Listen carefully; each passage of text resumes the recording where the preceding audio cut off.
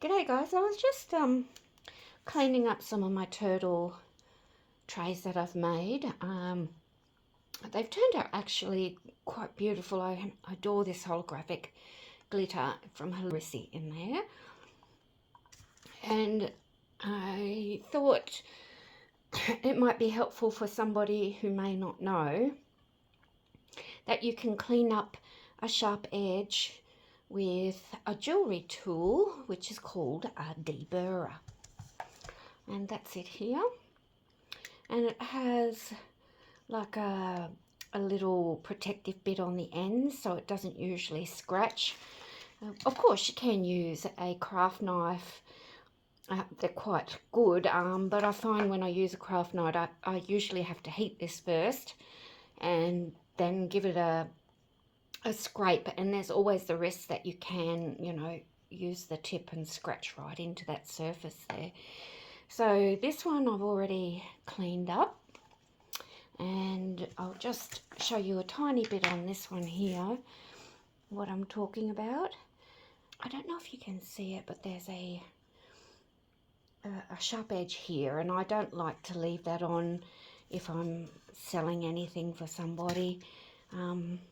Not that you're going to use this side, of course, but it's just I wouldn't like anyone to cut themselves. So with the deburring tool, they usually come with multiple blades, and it's just a matter of pressing the button and taking it out and putting another one back on when they get a bit blunt. But yeah, so I've used these before when I was making junk jewellery, and I remembered it when I saw something somewhere on someone's YouTube channel.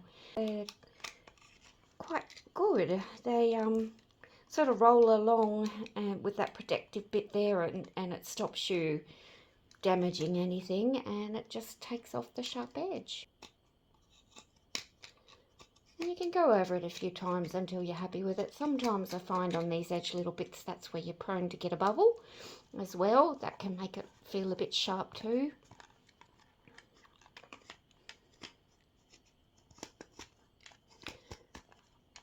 And if it's been cured for quite a while like this one, you might even find it, oh, that one's quite sharp there, easier to heat it a little bit with your heat gun.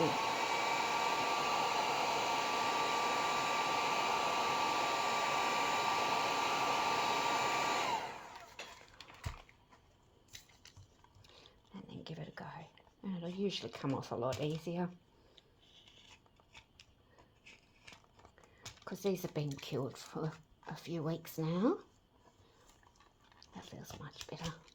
Anyway, so I'll go all the way around, and then I'll use a little tiny bit of wet dry sandpaper.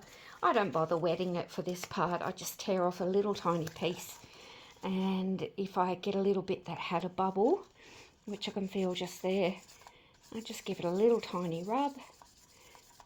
And if by chance you accidentally, you know, do a boo-boo and take off a bit too much, you can always use a little bit of UV resin and touch it up, put it under your UV lamp or your UV torch, cure it, and it'll be ready to go.